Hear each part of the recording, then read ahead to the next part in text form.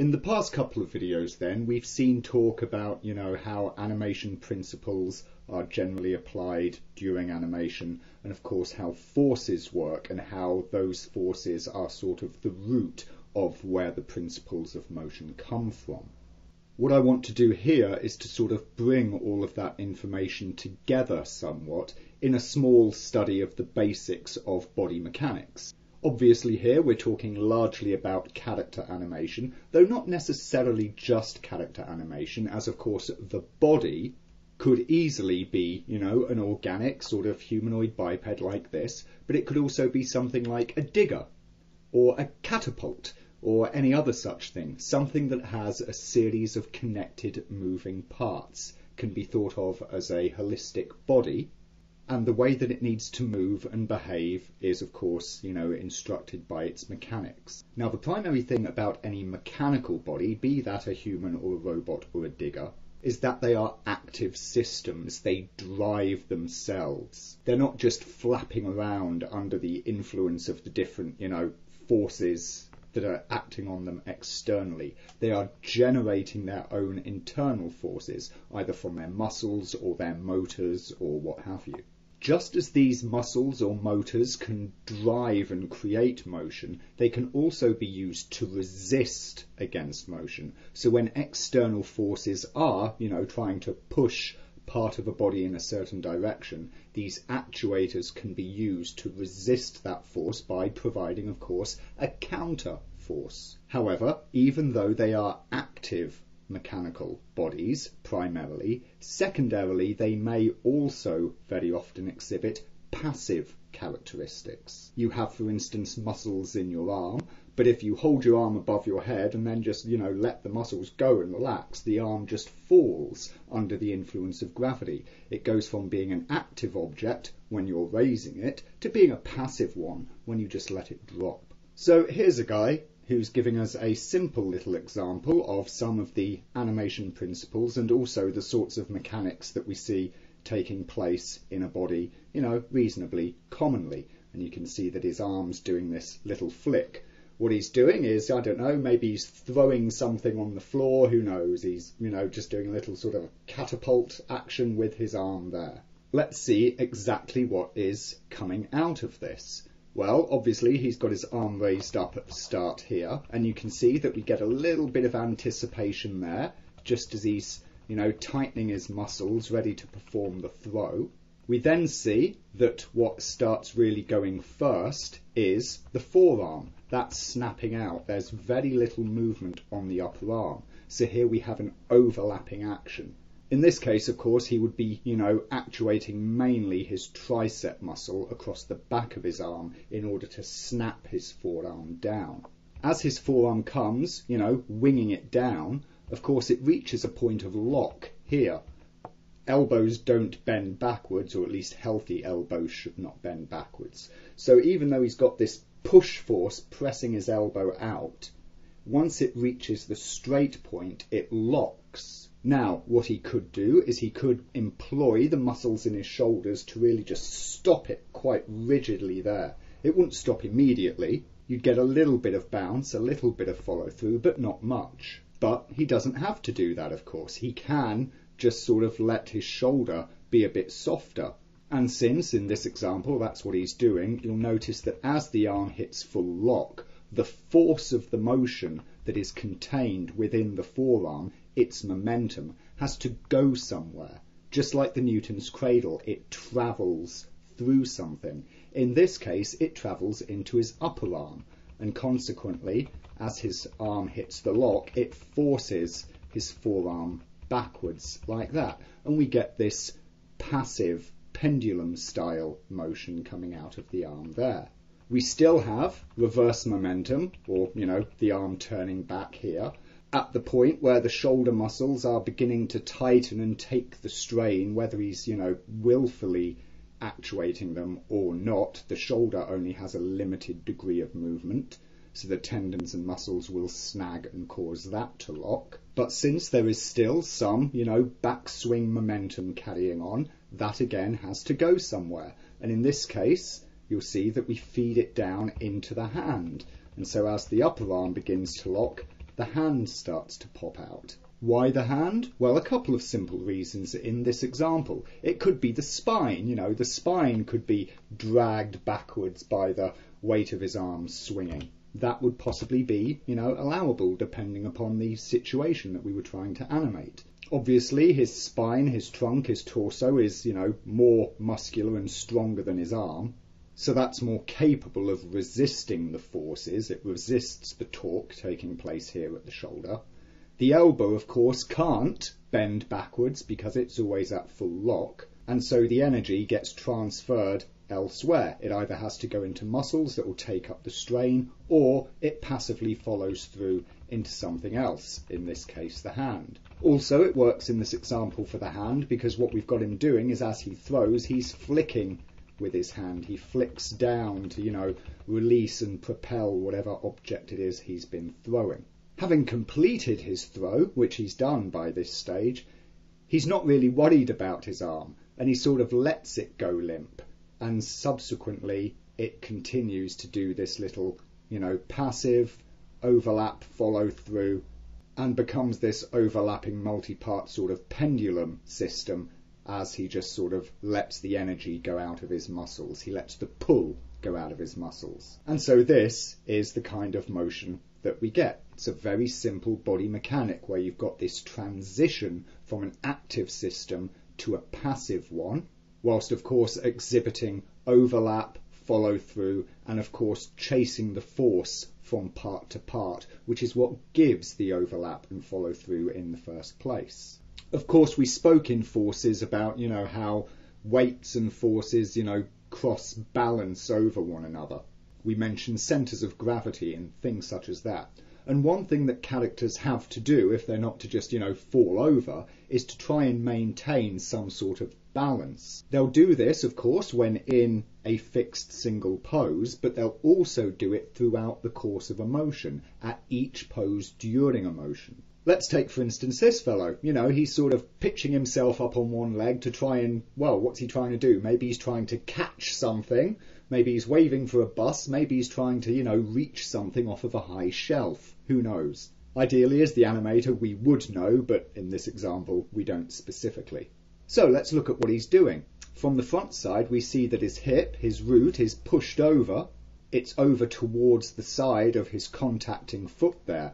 That helps place his centre of gravity, wherever abouts in his torso it happens to be, more or less over what is supporting him, his foot.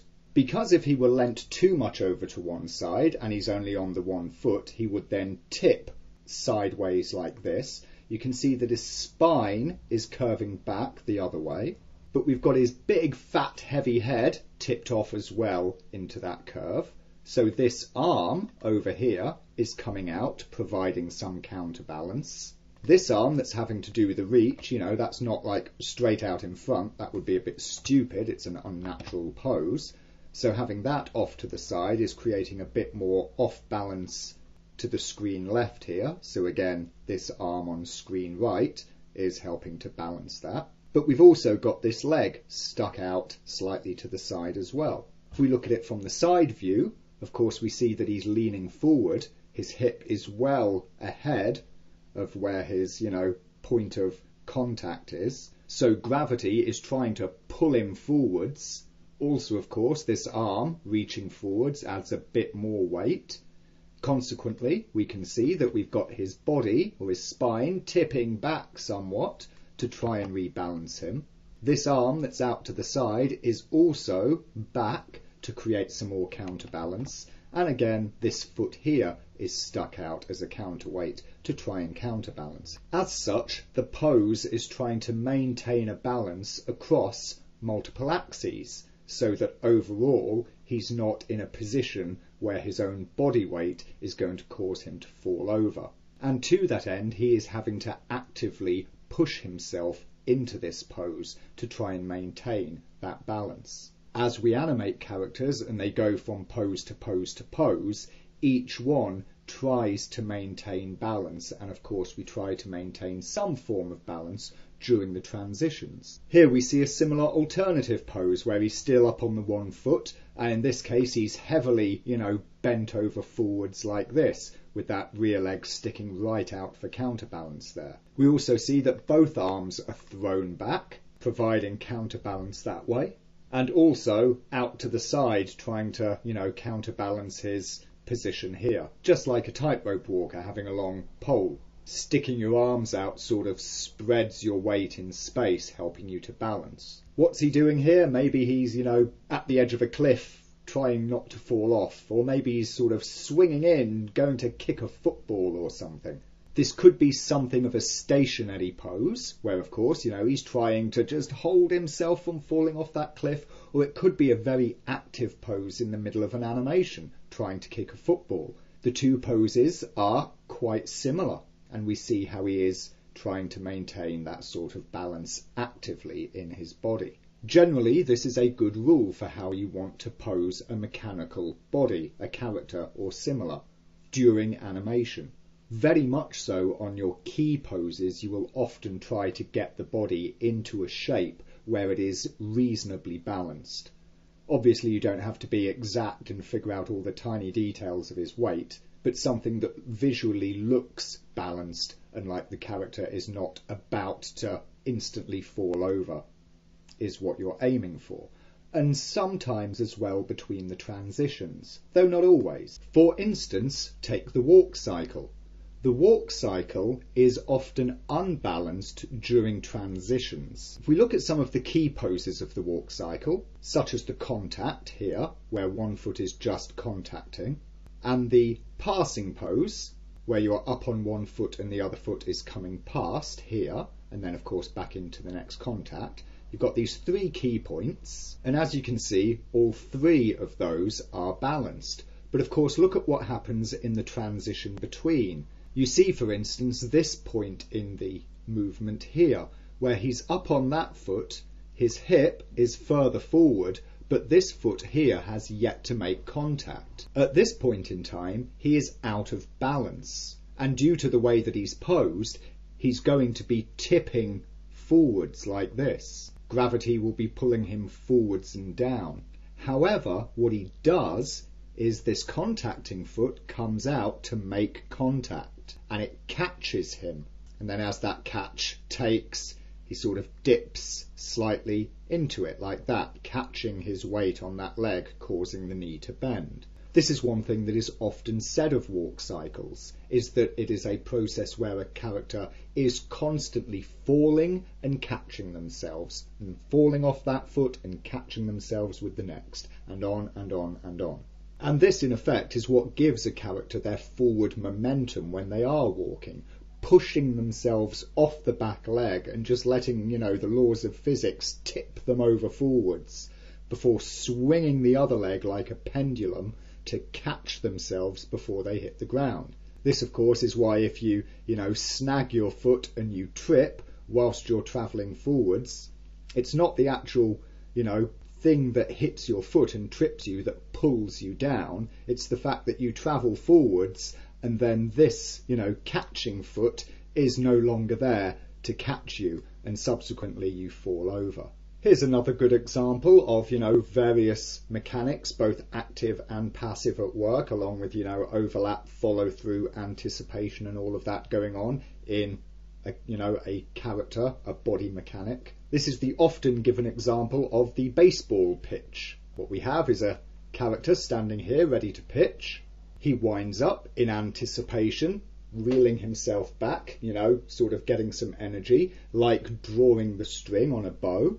And then as he releases, he comes rocketing forwards, and that arm that was previously held back now makes the pitch through. This is all exceedingly active. But then you have some follow through as the momentum of his body carries forward and that pitching arm swings around his body there. We see it again from this point of view here, coming back, pitching forwards, and then of course following through like this. And of course we see his counter arm that's acting as something of a counterweight. Specifically what he's doing with that non-pitching arm is using that as an additional throw to get the momentum of his body through. We notice, of course, that he is turning his body. To start off with, it's turned to the side, but at the point of the pitch, it has turned forwards again. So what he's doing with this arm here is throwing that arm out and using its momentum and weight to sort of help drag his body around even more. He is, of course, using the muscles in his body and in his hip to, force himself into a turn. But by using this arm as sort of a flywheel type effect, that helps to bring him around even faster, putting faster turn into his body and subsequently a faster whip and throw into his pitching arm. He can't stop that completely dead, of course, and so, he overshoots and you get the follow through here. But of course, what he does at that point is to try and keep himself balanced. So whilst this pitching arm follows through and comes in close to his body, that whipping arm comes out much further, and of course we also have this thrown back leg again. The result being that we get this sort of a motion going on here. Notice as well something else that we've got going on, and that's change, specifically in the curvature running through his body, mainly his spine, neck and head. If you've seen the Richard Williams book that, was mentioned right back at the start, there's a good section in there on changing curves throughout a motion and how that really lends life to things. We notice at the start, his body, his spine is straight here. As we come into the anticipation though, we see that it curls back ever so slightly. We see that there, he's leaning backwards. Yep, the lean of his body is going this way. We get this sort of curvature into his spine there, going backwards, so belly out, hips and shoulders back. Then when we come into the throw, however, that curve flips and is now going this way, so shoulders and hips forward, belly back. But then as we come to the follow through, it flips again and we get the curve running out back this way round once more. You notice that we also put some of that into the neck and head, but what we're doing here with his neck and head is partly keeping it balanced, but also, of course, keeping his attention on where, he's aiming his pitch. He's got to keep his eyes, at his target. And so we have to keep the head sort of balanced out, but trying to keep it, pointed on target. And so you put all of these things together and we get a nice, natural little movement like that. Of course, just running stepped keys here, but you can see, the points of pose that we are hitting in the main there to give him this nice, convincing pitching movement. Perhaps we should look again at the little jumping fellow that we saw in the forces video, because other than just the symmetry of force that he demonstrates in his up-down motion, he also displays a bunch of these other characteristics that we're talking about. First of all, look at his arms and how they work in terms of drag force and whatnot. You've got their anticipation here where they come up, but as he launches himself up, he pushes his arms down. Or you could perhaps think that they're getting dragged behind whilst his, body goes up. But as his body slows, they begin to, come up. It's part active, part passive. In the one sense, they are, continuing to fly up under their own momentum. But also he's holding them out as a way to stabilise himself in midair. It's another sort of balancing act. But then, of course, as he starts to fall, they get left behind ever so slightly and start to drag up. Before, of course, once he impacts, they come shooting back down again, as of course they continue to fall. But they don't just, snap and, pendulum wobble beneath him. He catches them intentionally. And so again, we have this active, passive sort of overlap, force component from, his motion and force component from his muscles acting upon his arms there. Obviously, there's the anticipation and follow through. His, pinch down here, getting ready to jump, is an anticipatory movement. So he's storing up energy in his leg muscles, ready to snap them out and propel himself upwards. But as he comes back down, you've got the force of his weight landing, which he has to take upon his legs. And so they bend, and the force, the weight of him coming down on the ground gets transferred back into those leg muscles. So he catches himself. He doesn't just go splat into the deck. This means that on the front side, before he jumps, it's an anticipatory action, but on the rear side, when he's landing, it's a follow-through action. The legs also display this similar sort of dynamic to what we just described on the arms as well. As he launches himself up like this, obviously pushing out with his legs, they trail behind and get left behind slightly. But as his body reaches the apex of his jump, they continue to come up. Partly because, of course, you know, his feet, if you like, have got their own momenta, and so they continue to rise. And you'll notice, of course, that they even rise a little bit whilst his hip is continuing to fall, so they sort of seem to hover for a minute. In much the same way as his, root or body hover ever so slightly at the apex. But notice that they do it a couple of frames later. You have overlap going on there, because the little hover and hold in the feet is slightly later than the hover and hold in the rest of the body. But of course, as he goes to fall, then the legs get left behind that little bit, keeping them tucked, but he has to catch himself on his way down, so he intentionally pushes his legs back out, pushes his feet down, so that they can contact on the ground, ready to catch him, and of course absorb that weight from him landing. We also see, of course, this curve reversal in the body. So you've got this, bend over forward like this, whilst, of course, the knees are bending out. So you've sort of got this, backwards S-bend taking place throughout his whole body. As he springs right up, of course, he throws his body backwards. He's not trying to jump backwards, so we don't go into a full-on curve reversal. But, of course, we do, pull that curve right out straight. As he comes up, that curve starts to come back in. As he comes down, he straightens back out again. And of course, as he lands, we get that curve back in again. So we still have this action line curve that we're tracing through the body, but it's not reversing, reversing, reversing. Rather, it's opening and closing and opening and closing. And in this case, that really is squash and stretch as well, because of course squash and stretch doesn't just mean, squishy, squashy deformation. It's overall shape change in the body. So when he goes down here, he is squashed. When he rises up, he is stretched. As he reaches the apex and all of the forces start to balance out and counteract one another, he winds up squashing again. As he starts to fall, he stretches again, and then as he impacts, he squashes again. So you have this squash, stretch, squash, stretch, squash, and of course stretch back up to standing. Anticipation, overlap, underlap, squash, stretch, forces working either passively or actively or slightly a combination of both across the whole body throughout this animation.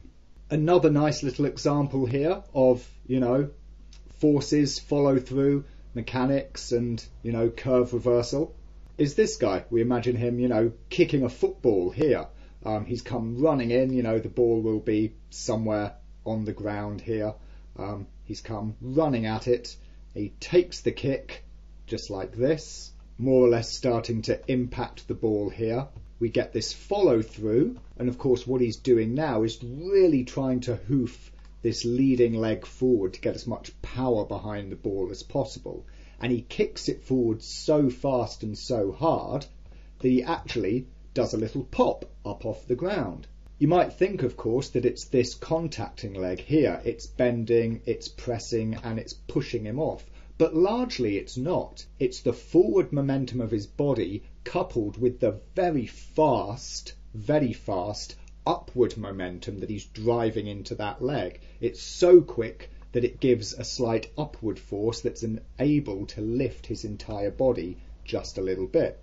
He then, of course, starts to come forwards like this, and notice here he's very much off balance. His hip is good distance behind his contacting foot. Yes, he has this counterweighted foot out in front, but he's also got this, arm slung back, and his body isn't tipped very far forwards. Not an easy pose to maintain balance in. But don't forget, of course, what he's doing is travelling forwards. So even though he's off balance, the major forces are still carrying him forwards like this. So because he's in motion, he can't fall backwards. As such, we then finally see him arrive down in his final contact pose there. And so we get this little kick action like that. Also, of course, he is rotating his hip and tipping his hip as he comes round, the different actions there of the kick. And you can notice what he's doing with his spine, how we've got this, curvature there, helping balance. As he comes through the kick, the curvature reverses this way, comes back for the landing, shifting off to the side like this, curvature reverses again, and then finally as he comes down with that leg there trailing, of course, the curvature reverses once again. We see, of course, that he's keeping his head and neck pivoted like this to keep his attention on what he's doing. So initially looking at the ball, but as soon as the ball boots, he brings that head up to watch it travel. And we also see, of course, that he's moving his arms in counter to his legs like this to help maintain that bit of upper body balance, but also to provide additional force swing. So again, as this kicking leg comes forward, this arm on the opposite side is swinging forward, helping to pull his body round. He can work his upper body against his hips, twisting his spine, again injecting more energy into his kicking leg. And so there we get this, really nice sort of action going on for this sort of quick football kick, where he's come running into the kick, some sort of a penalty shootout, or perhaps a field goal if you prefer, something of that nature there. So there we go. There's a, brief introduction to some of the main themes that we see in mechanical bodies, how it is that, the principles of animation like overlap, follow through, take effect, how it is that forces that are being generated by the character or mechanical body take an effect, as well as, of course, allowing for the influence of external forces such as gravity or the wind or, whatever else may be going on in your scene.